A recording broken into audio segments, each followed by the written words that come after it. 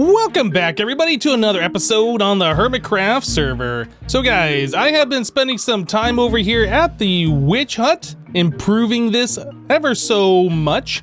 Yeah, you can see the ground down here is quite leveled out and flat. The little hill that was right here no longer exists.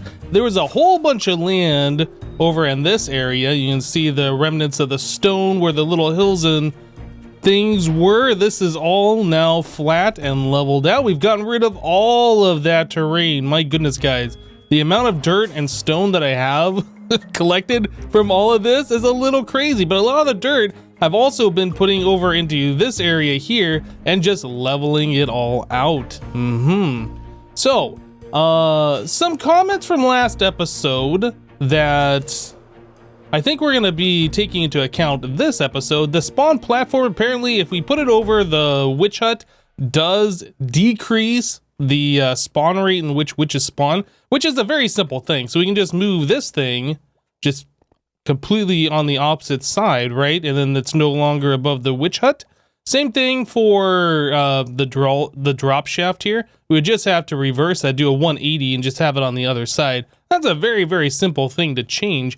Now, I was telling you guys last episode that the witches were despawning as they were going up in the tube, and I had some good suggestions about what we could do for that. One of those was to just do the entity cramming thing, where instead of having the witches fall off the water tunnel here, let's kind of poke in here. Yeah, instead of having them fall down here and then go into the water tube and go all the way up there and just hope they get close to me before they despawn, we could do the entity cramming thing where you put like, I've never done this before. I think is it 24 mine carts, and then anything that goes in there beyond that gets entity crammed and killed. Well, anyway, that would be a way to do that, but then we'd also have to then set up like a dispenser thing, and well, I guess we'd need droppers to collect all the drops and a dispenser thing to collect or to shoot out the items and send them wherever we're going. That's one way to do it. Another way that was suggested on a live stream is that we just replace the blocks down here where the witches drop down before they go into the water stream with some magma blocks. Yeah, so as the witches come over here, they fall down and then they take a little bit of damage as they land there because of the magma blocks do the fire damage. And then that resets their despawn timer. Yeah, so I've been watching this for quite some time now, and I've been trying to see if there's any witches that have been despawning as they go up here, and I haven't seen anything despawn since we've made that change, which is fantastic. Another problem that I had here, this water stream is just a continuation of that other water stream, just so we're keeping the water at a higher level. Yeah, somehow this water stream, how it is a source block, then flowing water, then supposed to go down a block and then continue flowing, was at this level here. Yeah, I guess I had this up too high and I removed some blocks and I never got rid of the flowing water that was right here. Anyway, the witches were coming over here and bobbing up and down and not going down where they should. So yeah, I placed a couple of blocks here, removed the flowing water that was mistakenly here, and then gave them a little bit more headroom as they're coming along. But yeah, I've been watching this, like I said, and it looks like we are doing really well at this point. The only thing that I've seen so far is sometimes witches will try and pathfind this way as the water is trying to force them this way. I don't know if there's anything we can do about that, because the water only goes this far, and if they're just riding at the very edge and trying to pathfind over there, there's nothing we can do. That is the only case that I've seen where witches will eventually despawn if their AI just won't let them fall down. Anyway, this pad out here, the slabs, we have also increased. Yeah, I put this little hole right here to signify where the pad used to be, and I have extended it out quite a bit further than where it was before. Yeah, I think that was like 18 blocks away from the witch hut, at least on this particular side, looking back at the last episode. So yeah, you can see I have placed down well over double what we had before as far as the smooth stone slabs. I think this is looking pretty awesome. I also did make sure that I have centered this pad directly on the center of the witch hut here. So yeah, there is a block up at the top over here. Just Yeah, this block right here signifies the very center of the spawn pads of the witch hut. So this is technically the center of the witch hut. And then I have made sure that I have marked out where the center is. So this is perfectly squared right on the center of the witch hut, which is pretty cool. So I've been thinking for this area that this might turn into a future mega base for me. I know people have been asking me, what am I going to do for my mega base? When am I going to build my mega base? This and that. I think this might end up being it, where the witch hut is like the very center. But as far as designs go, I haven't come up with anything yet. So I'm still working on that. There's still a whole lot of caves down below that we need to light up. And then I noticed over here, so there's my witch hut. Right over here on the other side of this mountain, there is another witch hut, another spawner that somebody has designed and done a thing with. Now, people were telling me that this was Cub fans. I don't know if it is or isn't, but they were saying that like it's a failed project or something. I don't really know anything about it. I'll have to talk to Cub fan about it. But the thing is, like, if this is gonna be my mega base over here, I'm gonna want to expand out this area further. I pretty much would like to turn this into a perimeter style base where there's like no land around, it's just completely flat and then like all industrial. That's what I'm kind of thinking. And then we can have like huge mob farms and stuff like that around. But if that's even what we're gonna do, I would want to get rid of this mountain, and this mountain separates this plains from the swamp, and Cubs, supposedly Cubs witch spawners on the other side over here, so I'd have to talk to him first and make sure that that's okay. Yeah, just some future thoughts that I have for around here.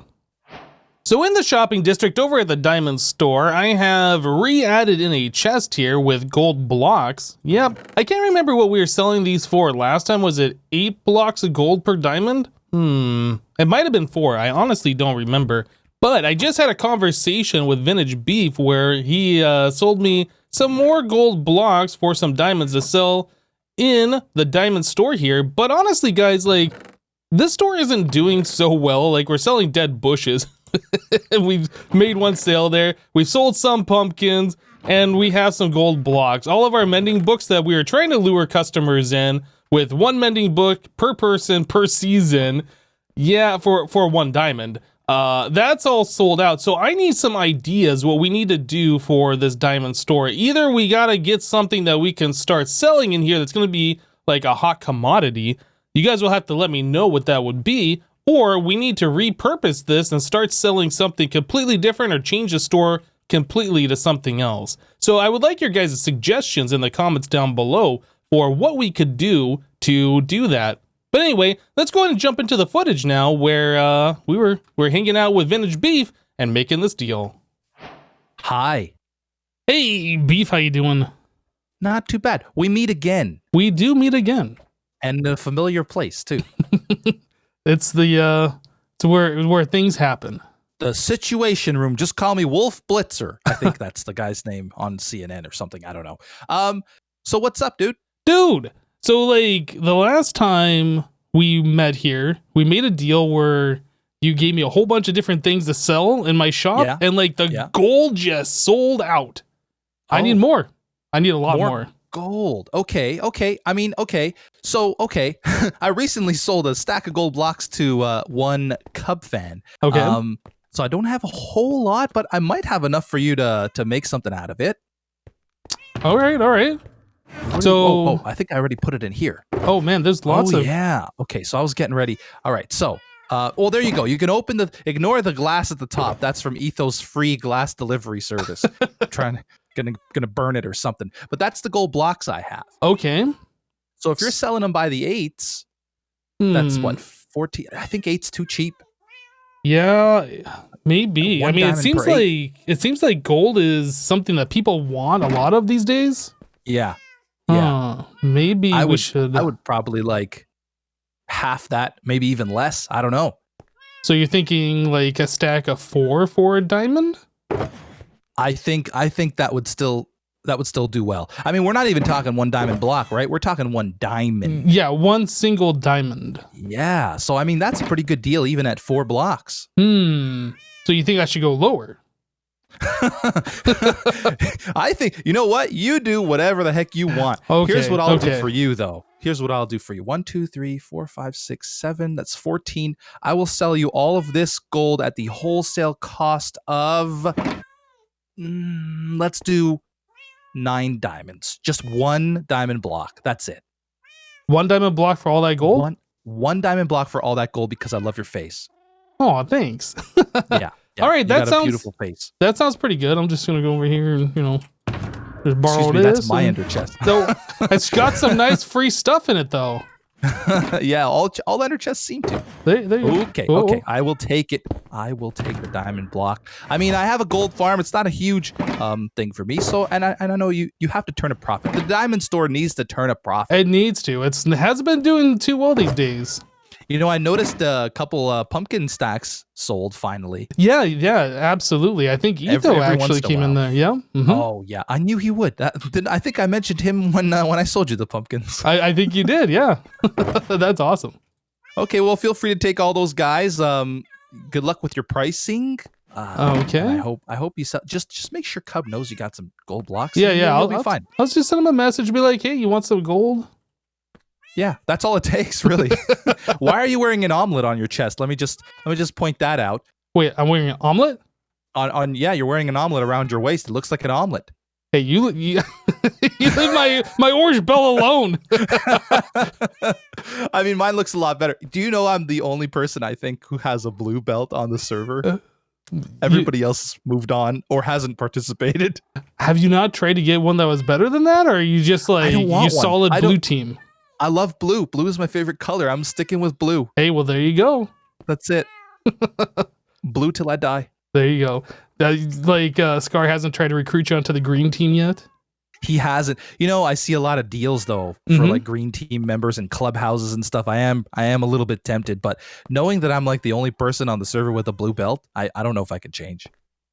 I see. Well, I mean, you are like a unique person with the blue belt, that's for sure. Yeah. Okay. All right, dude. Well, good luck with the shop. I hope things turn. Just sell gold exclusively, apparently. Yeah. You know what? If I could get somebody to wholesale me a whole bunch of gold all the time, I'd keep it stocked. I gotta start AFKing at the farm a lot more often. I will help you do that. Nice. Yeah. That'll be awesome. All right, guys, so here we are at the storage base once again and working on the super smelter. So like I said, I wanted to move everything over by 1 block. So we have 2 blocks of space on this side, and then we will end up with 2 blocks of space over on this side. But yeah, again, you guys had some good comments in the last episode about how I had this all set up. Now, I thought it was going to be really awesome to use the lever here and have this power all the rails just by flipping it. But yeah, as you guys had pointed out, there's not a lot of really good reason for that. We could have this lever power these 2 rails right here, separate these powered rails with a regular rail, and then have these things powered all the time. That way, when I flip the lever, we send off the mine carts and then they go do their thing and bounce back and whatever. And then whenever I'm done and I want this turned off, I just turn off the lever here. And then once they're done coming along the track, they'll just come over here and just stop. I don't have to time it perfectly. I don't have to watch them and flip it. Yeah, so I think that is actually a much better solution, which means we can clean up a whole lot of this redstone. Yeah, I don't know why I decided to do it this way. I thought this was going to be kind of nice, just having everything turn on and off with 1 lever flip, but honestly, yeah, like I said, you guys pointed out that it was not really something that we should do. So I'm going to get rid of that. I think, let's see. Is it this block that needs to be powered? No, I think it's this. Can I? Oh, there's redstone up there, and I can't see it, and I can't click it. There it is. Got it. All right, there. No, not there. There, and do that. So now that rail should always be powered. The ones above and the ones behind, right? So yeah, these are powered here, and those are powered up there. Awesome. Yeah. So I'll just go ahead and remove the rest of the redstone. Leave those always powered, and then over here we'll just adjust this a little bit. So yeah, again, we just get rid of this, and I gotta get rid of the 1 redstone dust that's up here. I don't know. There we go. I guess I got it. Awesome. So that should be good. We can reclaim this concrete and a little bit of redstone over here. And again, yeah, I'll just figure out where to power this now that I'm shifting everything over by 1. All right, so more work has been done here on the super smelter. Hopefully we can call this project done after this point. But yeah, I moved the collection chest right here to the very center. The very middle furnace is going directly down, and then every side over here is coming this way, and then I'm having it go down and then into the side of the chest, and then same thing on this side. So that comes over here to this one, which goes down and into the side of here. Now we're splitting this up because last time, as we saw, if we had all of these hoppers going all the way over here to the chest at the very end, these last few hoppers were backing up. Yeah, and it took them a while to empty all the way out. There's too many hoppers here, and these furnaces are smelting too fast for them to keep up with their extraction rate. So if we split that in half, we should have plenty of time for all the items to make it through before the next item smelts, and then none of these hoppers should be backing up. That's the idea here. So yeah, I was able to clean up the redstone back behind, and yeah, we're looking very clean back here. I did have to move the lever at the very end over by 1 because it wasn't powering the very end over there. And I did move the lever up here. And I had the redstone kind of doing a weird thing, and that's just so we have access behind. Otherwise, like trying to jump through here, just too many blocks in the way or whatever. So yeah, so we come out, we go down and then up, staircase up, and then we power this block right here, which will power the rails that these mine carts are on. So if we flip it, and we flip it immediately off, we can watch those carts go all the way down, and then they should bounce all the way back and stop right here at the very start, which is how we should have had this set up originally, but we didn't, and this is much better now. So I haven't tested this now that I have changed the furnace array here, and I am kind of curious just to see how this is going to go, and I don't really have anything in particular to smelt, like stone or anything. So what we're going to do is we're going to convert some logs into charcoal. So yeah, 4 stacks of that should require 1 coal in each one of these furnaces to smelt all of them. So let's put the fuel in here, and we'll put the logs in here, and just give this a go and make sure everything is gonna work. Make sure I didn't mess anything up. Oh yeah, looks like everything's fine, and then we should end up with the correct amount of wood in every one of these hoppers. All right, so if we look in this chest, we should start seeing all of these items come in. Yeah, they're coming in quite quickly since they're like 2 hoppers from 2 separate directions. And there is the first round, all 32 of those in there. Cool, so it looks like, yeah, there's plenty of time where those items stop before the next items come in, so we definitely won't be backing up. And there's 64, and then the next round. Yeah, so this is really good. All right, so I'm pretty happy with the way this has turned out. Maybe we could make this bigger in the future if we need much more smelting, but I think for right here, this is gonna do us really well. All right, guys, you're gonna have to let me know in the comments down below. Is there a better way to like place blocks like this that you have harvested and then mine them with fortune? Is there like a more efficient way to do this? Because this is normally the way that I do it when I need to fortune a bunch of blocks. I'll just place them in a long line in a 3x3, either going straight up and down or horizontally like we're doing right now. But yeah, is there a much better way to do this? I know you could smelt the blocks and you don't get the fortune effect at all. Normally, it's really not worth doing that, where you just get like, I think you'd only get 1 piece of redstone for smelting it. Same thing for coal or whatever, right? Well, anyway, the reason why I'm placing down all of these blocks is because there is a shop in the shopping district that I want to go visit that requires redstone blocks for payment. I'm gonna go grab my fortune, this one, fortune time. All right, so while I'm doing that, I guess I will repair some of my armor. Yeah, use the XP that we're gonna get to repair some of this stuff. Yeah, I'll just keep eye on this. Yeah, okay, so that's all fully repaired. So my Elytra, my Silky, and my Fortune should all get a little bit of that XP to help mend some stuff. But anyway, I'm gonna go ahead and mine all this, see how many redstone blocks we end up getting, and then we're gonna head over to the shopping district. So I think this is the shop right here. This is... welcome to the Ugly Torch. Yeah, so this is a shop that buys redstone for items. Yeah, it's not selling items for redstone or selling redstone items, I guess, for diamonds like the red zone here. This is a little different.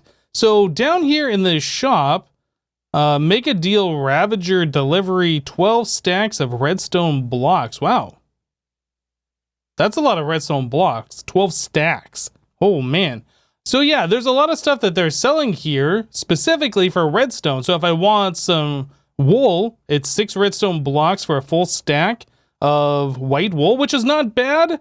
Yeah, well, I guess all these different colors, if we wanted the different colors of wool. If we want some emeralds, it's 6 redstone blocks for a stack of those, but those are all sold out. We don't need iron, we have that covered. We don't need rockets, we have that covered. Sea pickles, we can bone meal and get ourselves, and we don't have a huge need for them at the moment. These are what I'm interested in, though. 12 redstone blocks for a stack. Yeah. So I have a bunch of redstone blocks here, and I think I'm going to buy this out. I think I'm going to collect every single sea lantern that's in here. So that is 18, 19, 20, 21 stacks. So I need 21 times 12 redstone, which I think is just under four stacks of blocks. Anyway, let me go ahead and figure this all out. All right, so there we go. There is 21 stacks of 12 redstone blocks. So I'm left with a stack of redstone plus 41. This is all the redstone that I have to my name, so I don't want to waste all of it because I still use redstone, just not as heavily as some people on the server. And also our witch farm, we can get it from there as well. So that's all cleaned out. And then wither roses, these are something I'm actually kind of interested in, and I don't think I have very many. So 6 redstone blocks for a stack of those. You know what? We're going to go ahead. Well, you know what? Let's not get too greedy. I'm just going to buy 1 stack. Yeah, I don't have like a huge need for these, but these are kind of a pain to get. So I definitely want those for other purposes. Oh, maybe that's the first time I've ever gotten one, so maybe we don't have any. Okay. Well, that works for me, so I'll take my sea lanterns that we just collected, my stack of wither roses, and let's move on. So I was just informed that there is a new shop that's opened underneath Red Zone here. It's a little hobbit hole looking thing. Yeah, so in here, we have a book, and it says, "Welcome to Junk for Junk." This is a subscription-based junk exchange service. For 1 diamond per visit, you are able to trade that junk in your trunk for the junk in my trunk. More membership options on page 3. If your junk item does not have a designated chest already, please feel free to make a place for it. Place one of your junk item in an empty item frame and the rest of the junk item inside the corresponding chest. Memberships. Dirt tier, 1 diamond per visit per person. Okay. Gold tier, make a purchase at the Redstone shop, and your next 3 visits are free. Oh, that's actually kind of cool. Diamond tier, 1 diamond block gets you free visits for life. Asterisks. Page 3 of 45. No, page 44. Not so fine print. In the event of your death, your lifetime membership expires along with you.